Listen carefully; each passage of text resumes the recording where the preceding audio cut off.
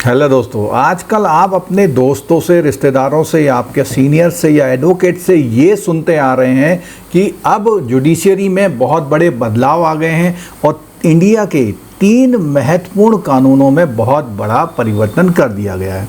एक सामान्य नागरिक के नज़रिए से अगर देखा जाए कि ये जो बदलाव है आपके जीवन में क्या प्रभाव डालते हैं और इसकी क्या इम्पोर्टेंस है, क्यों आपको ये समझना चाहिए कि क्या क्या बदलाव हुए हैं। ऐसा ज़रूरी नहीं कि आपके कोर्ट कचहरी के चक्कर लगाने पड़ते हो, लेकिन एक सामान्य जानकारी अगर आपको है तो आपके आने वाले जीवन में कभी भी आप इस तरह की किसी परेशानी में फंसते हैं, आपका कोई रिलेटिव फंसता है, तो उसको बेसिक गाइडेंस आप दे सकते हैं। क्यों इसमें हल्ला मचा हुआ, क्यों राजनीतिक पार्टी, क्यों जो हमारे एडवोकेट्स हैं, क्यों आम लोग, क्यों इस पर आजकल चर्चा कर रहे हैं, इस विषय पर एक सामान्य वीडियो बनाया गया है। दोस्तों, अगर आप इस चैनल में नए हैं और बैंकिंग इंडस्ट्री से जीआईबी सीआईबी आप कर रहे हैं या कोई कोचिंग वगैरह करते हैं तो नीचे डिस्क्रिप्शन में मोबाइल एप्लीकेशन का लिंक दिया हुआ, उसे ज़रूर जो है डाउनलोड कर लिए, जिससे आपको नोटिफिकेशंस वगैरह टाइम से मिलते रहें। चलिए दोस्तों, सबसे पहले बात करते हैं वो कौन से 3 कानून हैं जो बदलने वाले हैं। देखिए, हमारे वहाँ जो अधिकतर कानून है वो अंग्रेज़ों के समय के चल रहे हैं। क्यों? क्योंकि उनके वहाँ पर जुडिशरी सिस्टम पहले से इस्टेब्लिश था, उसी को कॉपी करके थोड़ा बहुत आमूलचूल परिवर्तन करके वो इंडिया में भी लागू हो गए। वो जो 3 मुख्य कानून हैं, जैसे आपने भारतीय दंड संहिता सुना होगा जिसको हम आईपीसी बोलते हैं, एक भारतीय साक्ष्य अधिनियम जिसको हम इंडियन एविडेंस एक्ट बोलते हैं, जिसमें हम लोग जब कोर्ट प्रोसीजर में होते हैं कि कोई भी साक्ष्य दिए जाएंगे तो उसके क्या नियम कानून होंगे, कोई तौर तरीके क्या होंगे। तीसरा है आपराधिक प्रक्रिया संहिता जिसको हम सीआरपीसी बोलते हैं, यानी आपराधिक मामलों की जो सुनवाई होगी, जो तौर तरीका होगा वो तय किया था। दोस्तों, ये तीनों कानून जो हैं अब इस तरह से बदल गए हैं। जो भारतीय दंड संहिता है उसका नाम भारतीय न्याय संहिता कर दिया, यानी कि दंड नहीं दिया जाएगा, न्याय किया जाएगा। वो न्याय का मतलब ये है कि कुछ दंड भी हो सकता है या उसको कुछ ऐसे सुधारात्मक कार्य करने को बोला जाएगा। जैसे अमेरिका वगैरह में आपने सुना होगा, किसी ने कोई अपराध किया तो उससे बोलते हैं भैया 10 दिन उस हॉस्पिटल में नौकरी करेंगे, आप इतने 1000 पेड़ लगाएं। इस तरह की कोई भी कम्युनिटी सर्विस करने को उसको बोला जाएगा। जो आपराधिक प्रक्रिया संहिता यानी सीआरपीसी है उसका नाम बदलकर भारतीय नागरिक सुरक्षा संहिता कर दिया गया है। दोस्तों, ये बातें तो मैंने करी इनके नाम बदलने की। अब देखिए, मैं अपना एक एनालिसिस बताता हूँ।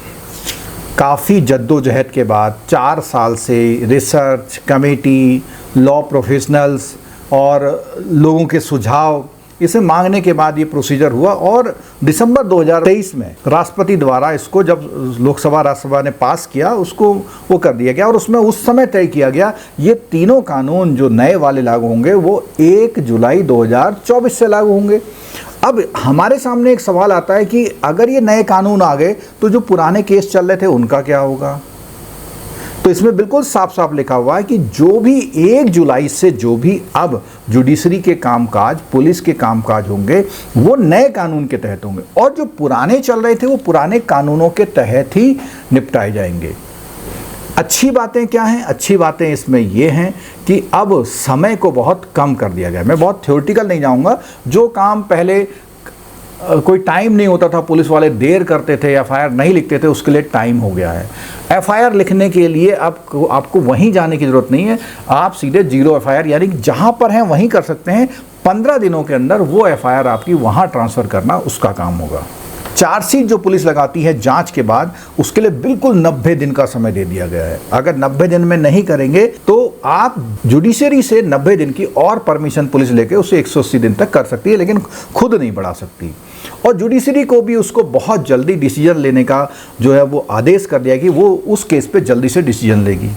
साक्ष्य देने के तौर तरीके, कुछ धाराएं ऐसी थी जैसे राजद्रोह की धारा थी, तो उस समय जब अंग्रेज लोग थे तो उस समय जो भी कोई ऐसा काम करता था उसे वो राजद्रोह में जो है बंद कर देते थे, तो उसकी ज़रूरत नहीं है, उसको हटा दिया गया। लेकिन देश के खिलाफ अगर कोई अपराध कर रहा तो वो इसमें रखा गया है। कुछ जघन्य अपराध होते हैं उनकी सज़ा थोड़ी बढ़ा दी गई है। बलात्कार जैसे मामलों में, मर्डर जैसे मामलों में, इन मामलों में सज़ा जो है बढ़ा दी गई है और बहुत त्वरित कार्रवाई करने के इसमें प्रोविज़न किए गए हैं।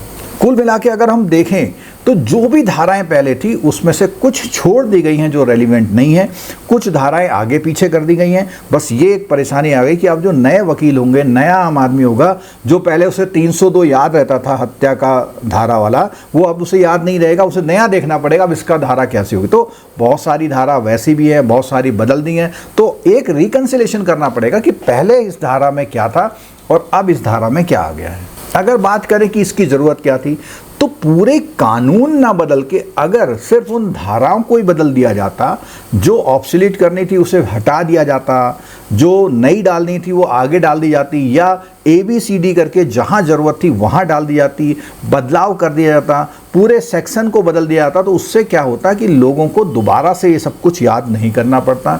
आम आदमी ने भी बड़ी मुश्किल से, जो क्योंकि हमारे वहाँ कानून का जो ज्ञान है वैसे ही नहीं दिया जाता है, जब उसके पास कोई विपदा आती है, कोई परेशानी आती है, तब वो वकीलों के चक्कर लगाता है, तब पुलिस के चक्कर लगाता है, तब उसे थोड़ा बहुत ज्ञान होना शुरू होता है।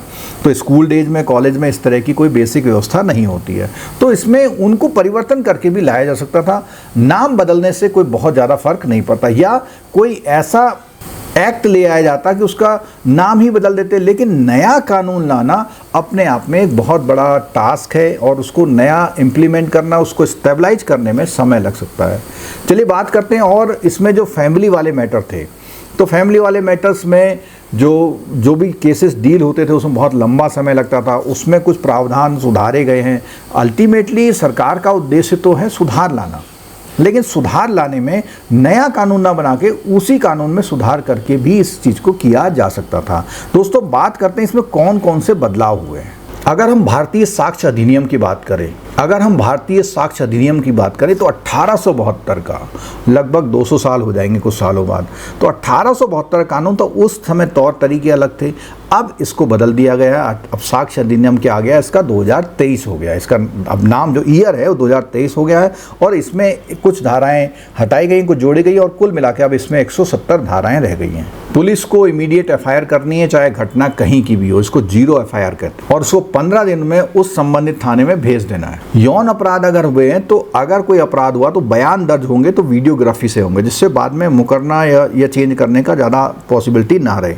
अब कोई भी केस जब डील होता है कोर्ट में, तो उसकी पूरी वीडियोग्राफी है, वीडियो कॉन्फ्रेंसिंग से है, यानी आपको ज़रूरी नहीं कि वहाँ जाएं, कहीं आप बैठे हो आप उसमें अपीयर हो सकते हैं। सामूहिक बलात्कार अगर है तो 20 साल की सजा या जीवन भर का यानी आजीवन कारावास। नाबालिग से बलात्कार के लिए मौत की सजा है। 90 दिन में FIR, ज़्यादा से ज़्यादा कोर्ट के द्वारा इसे 180 दिन तक बढ़ा सकते। अदालत को भी ये बोला गया है कि जब पुलिस आरोप पत्र चार्जशीट दे दे तो 60 दिनों के अंदर डिसीजन दे दे। सुनवाई जब पूरी हो जाती है, पूरा प्रोसीजर पूरा होता है, तो 30 दिन के अंदर उन्हें डिसीजन देना होगा, और 7 दिन के अंदर उसको ऑनलाइन उपलब्ध भी कराना होगा। कोई भी मामला जहाँ तलाशी होती है, कुछ सामान को जब्त किया जाता है, जब पुलिस, अक्सर सुनने में आता है कि भाई वो था नहीं लेकिन दिखा दिया कि ये मिला है इसको, तो उसके लिए वीडियोग्राफी होनी जरूरी है। कोई ऐसा अपराध है जिसमें 7 साल से अधिक की सजा है, तो उस मौका स्थल पर उस फॉरेंसिक टीम का जाना जरूरी है, क्योंकि बाद में ये होता है कि वो चीज़ ये थी कि नहीं ये तो इसका है ही नहीं, तो उसी समय फॉरेंसिक टीम जाके वहाँ पे साक्ष्य को इकट्ठा कर लेगी। अगर 7 साल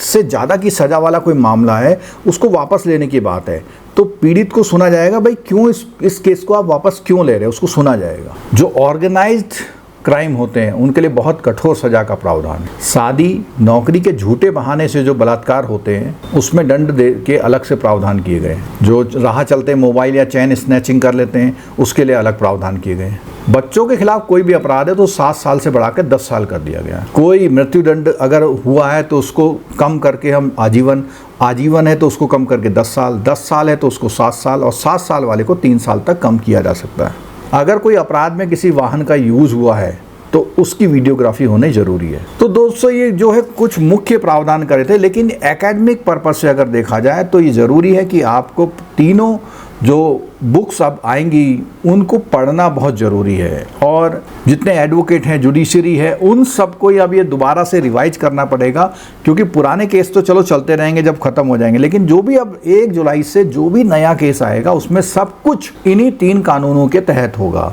और जो हमारा सिविल प्रोसीजर कोड होता है उसमें कोई बदलाव नहीं किया हुआ है, वो उसी तरह चलेगा। तो दोस्तों ये जानकारी थी, और अगर इसके बारे में कोई आप क्लैरिफिकेशन चाहते हैं तो नीचे कमेंट बॉक्स में कर सकते हैं, हमें कॉल भी कर सकते हैं, और इसमें जो जुडिशरी हेल्प की जो हमारी टीम है वो आपको हेल्प कर सकती है किन्हीं मामलों में।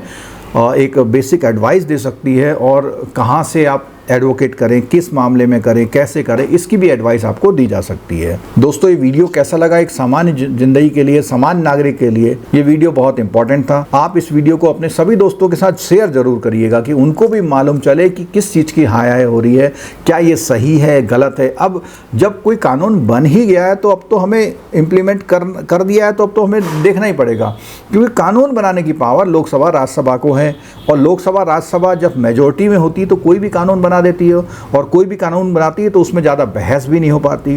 तो जब हायर एंड पे जब डेमोक्रेसी हो जाती है तो वहाँ पर इस चीज़ की भी बात देखने को आती है, वो एक तरह से ऑटोक्रेसी की तरफ चले जाती है। तो अगर किसी को कोई आपत्ति, तो अब कोई नई सरकार आएगी, किसी प्रावधान में अच्छा नहीं लगता तो उसको क्या कर देगी, उसको रिपील कर देगी उस प्रोविज़न को। तो दोस्तों, वीडियो देखने के लिए बहुत बहुत धन्यवाद। Thank you so much.